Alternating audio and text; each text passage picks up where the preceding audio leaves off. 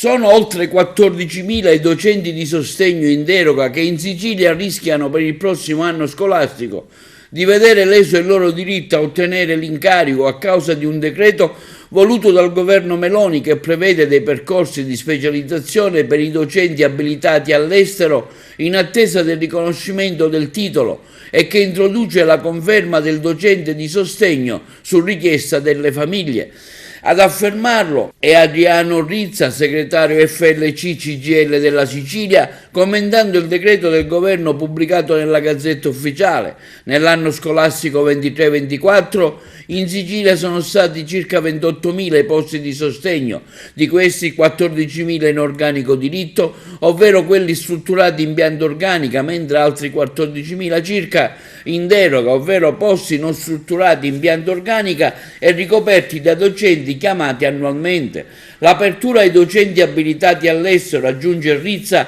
oltre che apparire con una marchetta elettorale, è di fatto una sanatoria di percorsi di specializzazione sicuramente controversi, mentre siamo convinti che il provvedimento sulla conferma del docente di sostegno su richiesta delle famiglie sia palesemente incostituzionale, nei confronti di entrambi ci opporremo in tutte le sedi politiche e giuridiche per tutelare i diritti dei lavoratori. Il governo, conclude il segretario FLC della CGIL Regione Sicilia Rizza,